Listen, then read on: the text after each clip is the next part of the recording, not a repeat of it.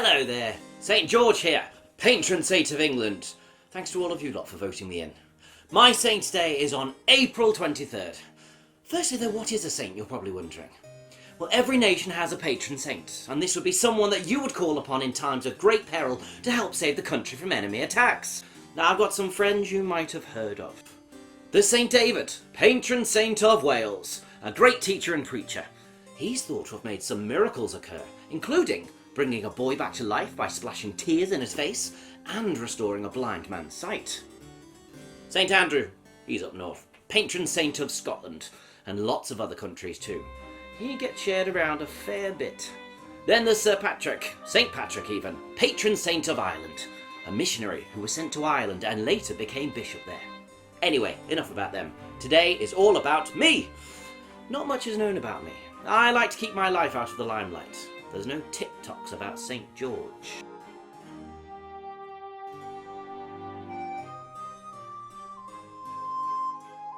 So who am I? Well, my parents were Christians of Greek origin. My father was in the Roman army before me, so naturally I wanted to follow in his footsteps when I grew up. Sadly, he died for his faith when I was only 14. I actually became a member of the Praetorian Guard when I grew up. We were an elite group of the army whose members served as personal bodyguards to the Roman Emperor. We would escort them to different places and gather intelligence for them. Sadly, I would also lose my life for my faith. I was put to death on 23rd of April, 303 ACE. Not the greatest date in my life to be remembered by. They chopped off my head.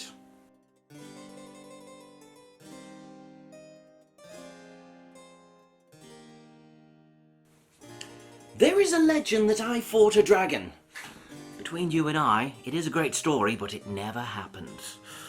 Quite often, the dragon was used as a way to describe the devil to people, so maybe they were meaning that I fought against evil.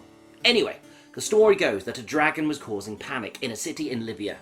I arrived there and found that in order for the people to stop being tormented by the dragon, they had to give him 2 sheep to eat every day. However, eventually the sheep were not enough, so they had to start sacrificing people instead of the sheep. The sacrifice people were voted for by the townsfolk. No one was immune to being offered for sacrifice. When I arrived, the king's daughter had been voted for. It was customary for someone to offer to take her place if this was to happen. However, as you can imagine, no one stepped forward to sacrifice themselves. Enter St. George.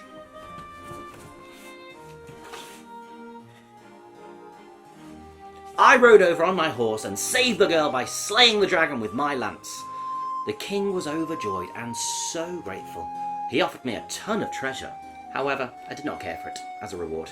Instead, I distributed it to the poorer people in the local area. They were very grateful.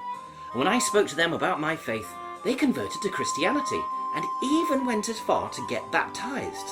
See, it's a nice story.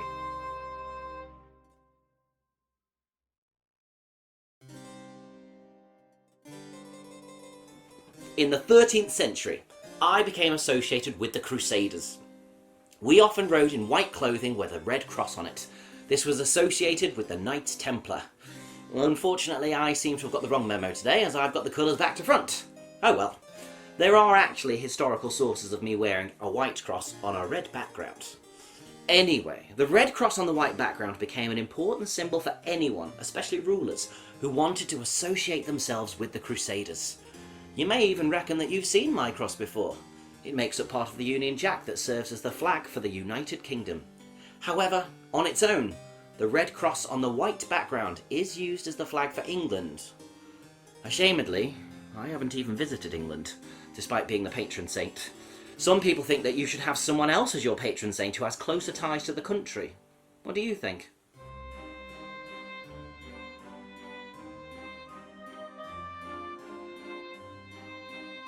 So how can you celebrate St. George's Day? Well, I don't like people making a fuss.